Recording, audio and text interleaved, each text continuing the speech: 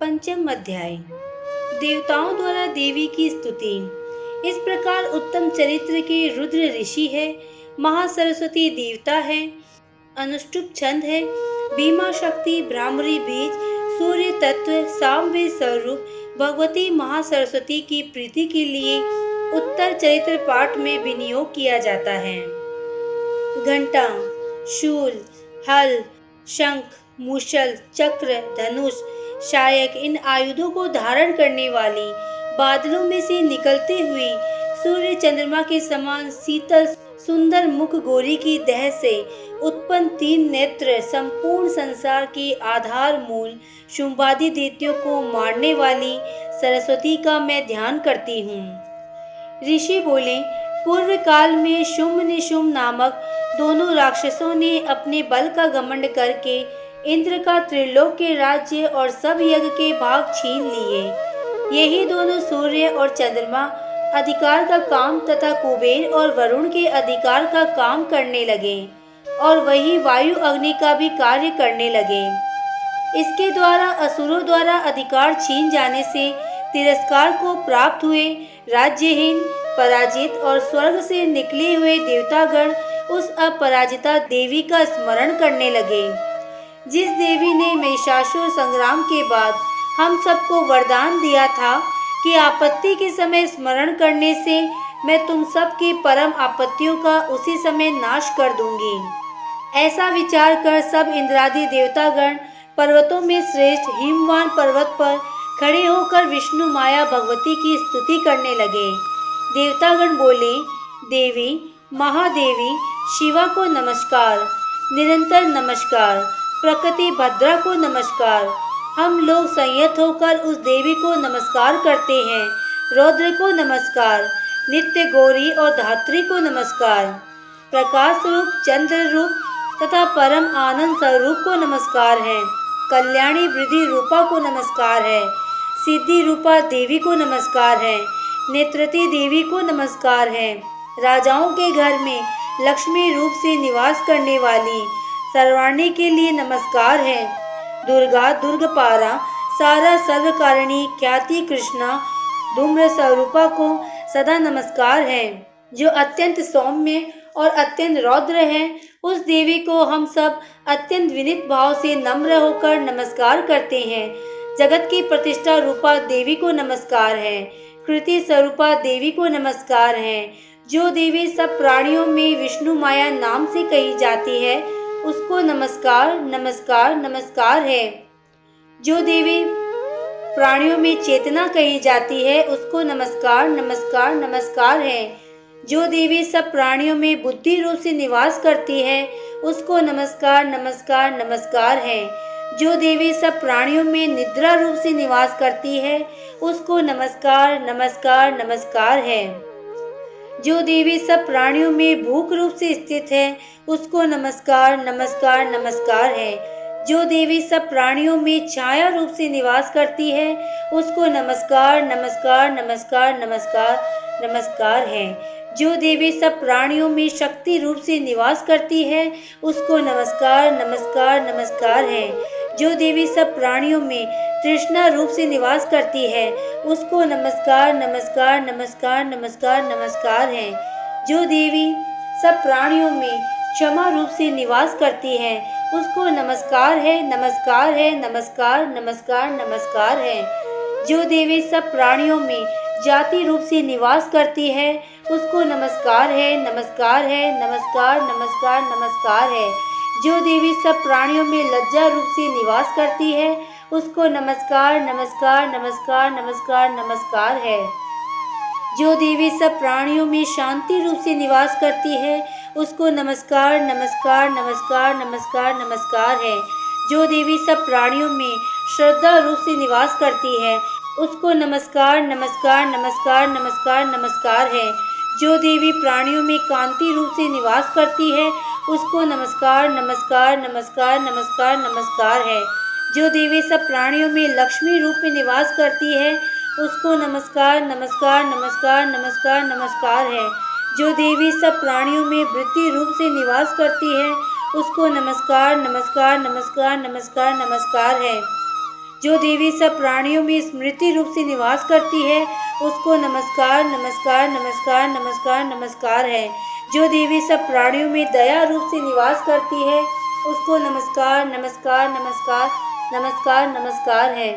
जो देवी सब प्राणियों में संतोष रूप से निवास करती है, उसको नमस्कार नमस्कार नमस्कार नमस्कार नमस्कार है। जो देवी सब प्राणियों में माता रूप से निवास करती है, उसको नमस्कार नमस्कार नमस्कार नमस्कार नमस्कार है। जो देवी सब प्राणियों में भ्रांति रूप से निवास करती है, उसको नमस्कार नमस्कार नमस्कार नमस्कार नमस्कार है। जो देवी सब इंद्रियों की तथा अखिल भूतों की अधिष्ठात्री है, उस सब भूतों में निरंतर व्याप्त रहती है, उस देवी को नमस्कार नमस्कार है। जो देवी चैतन्य रूप से इस संसार में व्याप्त है, उसको नमस्कार नमस्कार नमस्कार नमस्कार नमस्कार है। पूर्ण काल में अपना इच्छित फल मिलने से हम सभी देवता जिसकी स्तुति कर चुके हैं और देवताओं के राजा इंद्र ने बहुत दिनों तक जिसकी पूजा की थी, जो सब मंगल के कारण है, वही ईश्वरी हम सब देवगणों का कल्याण करें और संपूर्ण आपत्तियों को दूर करें।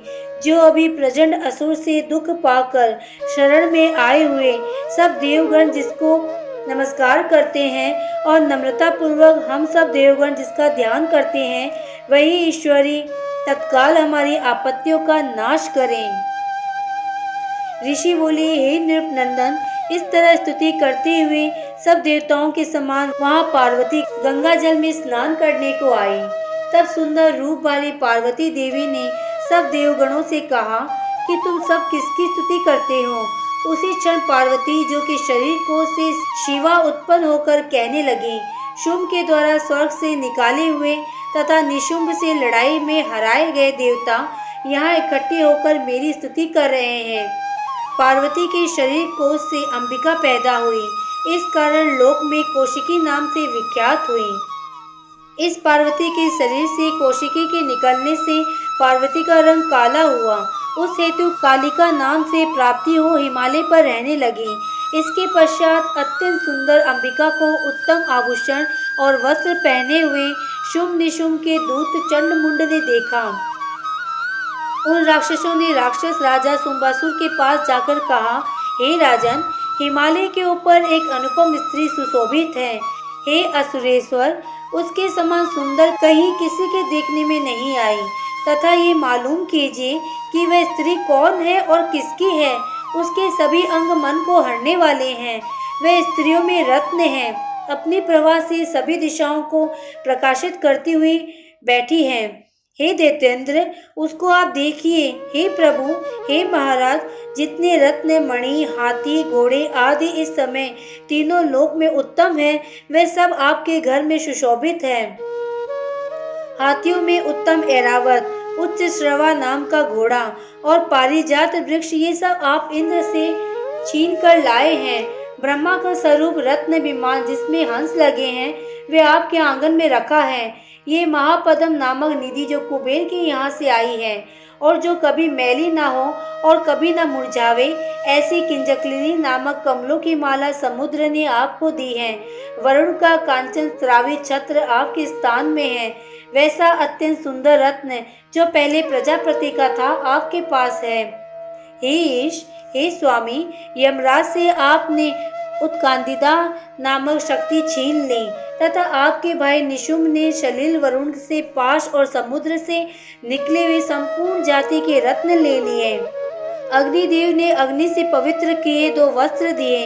हे राक्षसों के राजा, हे दैत्येंद्र, इस प्रकार आपने सब रत्नों को ले लिया, तो कल्याण करने वाली स्त्री रूपा रत्न को आप क्यों नहीं ले लेते। ऋषि बोले, शुंभ ने इस प्रकार के चंडमुंड की बातें सुनकर सुग्रीव नाम वाले महाअसुर को दूत बनाकर देवी के पास भेजा और समझाकर कह दिया कि मेरी तरफ से इस प्रकार की बात कहना, जिससे वह प्रसन्न होकर मेरे पास चली आवे, ऐसा करना।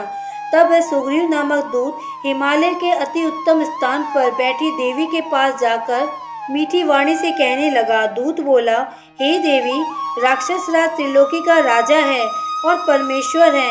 उसने मुझे दूत बना के तुम्हारे पास भेजा है। उसकी आज्ञा कोई देवता कभी नहीं त्याग सकते। उसने सभी दैत्यों के शत्रुओं को जीत लिया है उसकी बात को तुम सुनो। सब त्रिलोक्य मेरा है, सब देवता मेरे अधीन है। यज्ञ के संपूर्ण भागों को मैं अलग अलग लेता हूँ। तीनों लोक के अच्छे अच्छे रत्न मेरे पास हैं। वैसे ही हाथियों में जो रत्न है वह इंद्र का वाहन छीना हुआ सो भी मेरे पास है। समुद्र मतने पर उच्च श्रेवा नाम का अश्व रत्न देवताओं ने अत्यंत नम्रता पूर्वक मुझे दे दिया। हे शोभने, देवता गंधर्व और नागों के पास से उत्तम उत्तम रत्न थे, वह सब मेरे पास है।